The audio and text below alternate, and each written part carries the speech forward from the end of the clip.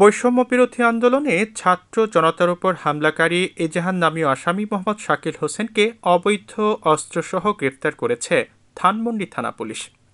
শাকিল হোসেন ঢাকা উত্তর সিটির ৩৪ নম্বর ওয়ার্ড যুবলীগের সহসভাপতি। শনিবার রাজধানীর হাজারীবাগ থানা এলাকায় নিজ বাড়ি থেকে তাকে গ্রেফতার করা হয়। রোববার দুপুরে রাজধানীর মিন্টু রোডে টিএমপি মিডিয়া সেন্টারে আয়োজিত সংবাদ সম্মেলনে এসব তথ্য জানান ঢাকা মহানগর পুলিশের উপকমিশনার মোহাম্মদ তালেবুর রহমান। গত জুলাই আগস্ট এই ২ মাসের বিভিন্ন সময়ে এই বৈষম্য বিরোধী ছাত্র আন্দোলনে কতিপয় অস্ত্রধারী প্রকাশ্যে এবং অস্ত্রসহ নানাভাবে আন্দোলনকারীদের উপরে হামলা চালিয়েছে। বিশেষ করে ধানমন্ডি এলাকায় অনেক হামলার ঘটনা ঘটেছে আমরা জানি। সেই হামলায় গত ৪ আগস্ট ২০২৪ সালে এরকম একটা ঘটনা ঘটেছিল আপনার ধানমন্ডি ২৭ নম্বরে। সেই ২৭ নম্বরের ঘটনার উপর ভিত্তি করে পরবর্তীতে আপনাদের ধানমন্ডি থানায় একটা মামলা রুজু হয়।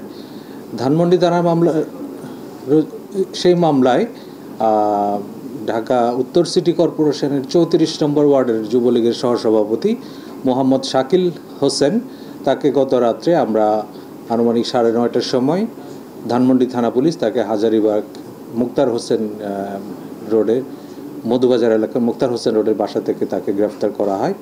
এ সময় তালেবুর রহমান বলেন, প্রাথমিক জিজ্ঞাসাবাদে জানা যায় গ্রেফতার আসামি মোহাম্মদ শাকিল হোসেন একজন অস্ত্রধারী কুখ্যাত সন্ত্রাসী। তিনি বৈষম্য বিরোধী ছাত্র আন্দোলনের সময় ছাত্র জনতার মিছিলের উপর গুলি করেছেন। ধৃত যে আসামি মোহাম্মদ শাকিল হোসেন, যে কিনা যুবলীগ ৩৪ নম্বর ওয়ার্ডের সহসভাপতি, তার বিরুদ্ধে বৈষম্য বিরোধী ছাত্র আন্দোলনের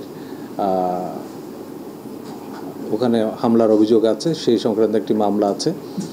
তারপরে আপনার অবৈধ অস্ত্র রাখার জন্য তার বিরুদ্ধে আরেকটি মামলা রুজু করা হয়েছে হাজারীবাগ থানায়।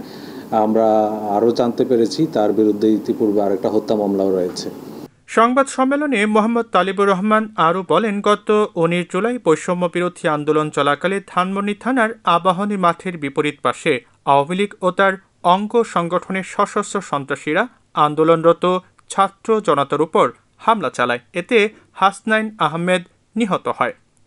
ওই ঘটনায় ধানমন্ডি থানায় একটি হত্যা মামলা করা হয়। এই মামলাতেও মোহাম্মদ শাকিল হোসেন একজন এজাহারভুক্ত আসামি।